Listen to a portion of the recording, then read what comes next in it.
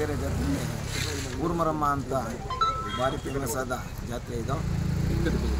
So ಬೈನಹಳ್ಳಿ and ಕುದುರೆಗೆರೆ ಎರಡೂ ಸೇರಿ ಈ ದಿನ ಜಾತ್ರೆ ಮಾಡ್ತಾಯಿದ್ವಿ. ನಮ್ಮೂರಲ್ಲಿ ಸಹ ಈ ದಿನ ಅದ್ದೂರಿಯಾಗಿ ಊರ್ಮರಮ್ಮ ಜಾತ್ರೆನ ವಿಶೇಷವಾಗಿ ಮಾಡ್ತಾಯಿದ್ವಿ. ಈಗ ನಮ್ಮೂರಲ್ಲಿ ಮಾರಮ್ಮನ ಜಾತ್ರೆ ಅಂದರೆ ಭಾರಿ ಫೇಮಸ್ಸು. ಅದು ಅಷ್ಟೇ ಭಕ್ತಿ ಅಗಮಗೊಂಡ ಎಲ್ಲ ಹಾಕಿ ಒಳ್ಳೆ ವಿಜೃಂಭಣೆಯಿಂದ ನಾವು ಈ ದಿನ ಈ ಊರ್ಮರಮ್ಮ ಜಾತ್ರೆಯನ್ನು ಮಾಡ್ತಾಯಿದ್ವಿ. ಇದು ಎಷ್ಟು ವರ್ಷಗಳ ಮಾಡ್ತೀವಿ ಸರ್? ನಾನು ಬುದ್ಧಿ ಬಂದಾಗಿಂದ ಮಾಡ್ತಾಯಿದ್ದೀನಿ. ನಮ್ಮ ಅಪ್ಪ ನಮ್ಮಮ್ಮ 45 ವರ್ಷದಿಂದ ನಡೀತಾ ಇದೆ. ಭಾರಿ ಭಕ್ತಿ ಶಕ್ತಿವಂತ ದೇವತೆ ಇದು ಊರ್ಮರಮ್ಮ ಅಂದ್ಬಿಟ್ಟು.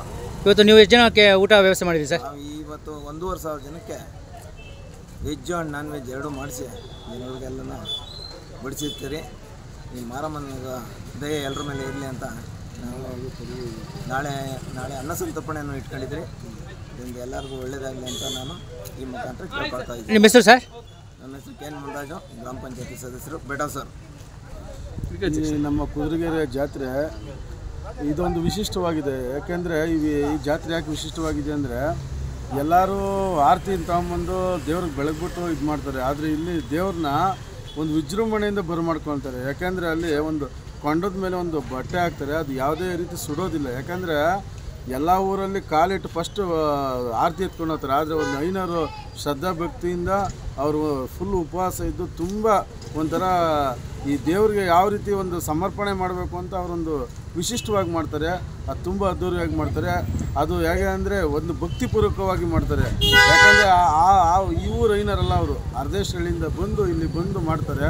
ಅದು ತುಂಬ ಶಕ್ತಿಶಾಲಿಯಾಗಿದೆ ನಮ್ಮ ಈ ಊರ್ಮರಮ್ಮ ಜಾತ್ರೆ.